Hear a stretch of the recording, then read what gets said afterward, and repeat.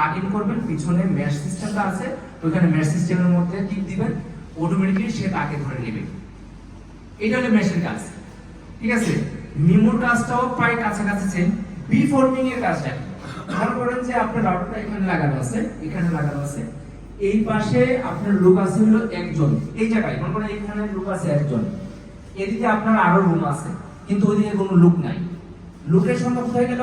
ওই কর্নারে একজন, ওই কর্নারে একজন, ওই কর্নারে একজন। সে কি করবে?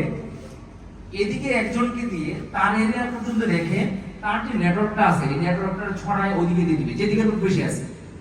নরমালি 300 Mbps এ তার সে কি করে? 300 Mbps এর এন সিরিজের রাউটারের মধ্যে বিফর্মিং বা এই জিনিসগুলো দেওয়া থাকে না। সে কি করে? তার যে একটা নির্দিষ্ট এরিয়া থাকে, রাউন্ড থাকে, সার্কেল থাকে, সার্কেলের ভিতরেই সে তার নেটওয়ার্কটা দেয়। আর ও কি করতেছে? বিফর্মিং এবং মিমো ম্যাশ থাকার কারণে কি হচ্ছে, যে যে জায়গাতে আছে তার তো একটা রেঞ্জ আছে, 2000, 2200, 2500 তার একটা রেঞ্জ আছে। কোনাতে একজন লোক বসে আছে, ওই কোনাতে লোক নাই, ওই কোনার নেটওয়ার্ক দিয়ে ওই কোনাতে দিয়ে দাও। কথা বুঝতে পারছি? তার মানে কি, আমার ওই কোনাতে লোক আছে, আমার ওই কোনাতে এখন একটা জালের মতন, আমি জালটারে ইচ্ছা করে ছোট করে ছেড়ে দেবো, বড় করে ছেড়ে দেবো। যখন আমার ছোট দরকার আমি ছোট করে দিব, যখন বড় করার বড় করে দিব।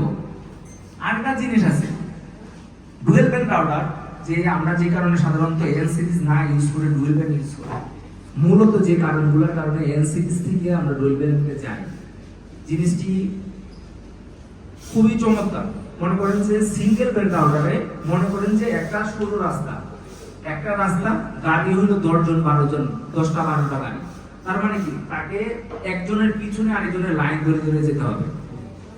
ব্যাপারটা তো এরকম, সে আগে যাবে, সে একটু বেশি স্পিডে যাবে, তারপরে দিকে আস্তে আস্তে স্পিড কম থাকে, স্পিড কিন্তু সমান গতিতে কেউ যেতে পারবে না। ডুয়েল ব্যান্ডে কি হয়, 2.4G যে একটা রাস্তা আছে, চিকন রাস্তাটা, এর পাশাপাশি তাকে একটা 5G একটা রাস্তা দেওয়া হচ্ছে, মিমো দেওয়া হচ্ছে, ম্যাশ দেওয়া হচ্ছে, বিফর্মিং দেওয়া হচ্ছে। তার মানে কি, রাস্তা আমার অনেক বড়, তুমি যেদিকে সেদিকে যাও তবে স্পিডও স্পিডে যাও। গিগাবিট যদি হয় সেক্ষেত্রে কারোর জন্য কাউকে অপেক্ষা করতে হবে না যে ও চলে গেলে আমি যাব। কেউ একজন সামনে আছে, আমার বাধা পড়ে গেছে, সে যদি এই নেটওয়ার্কে আউট হয়ে যায় আমি ইন করবো না।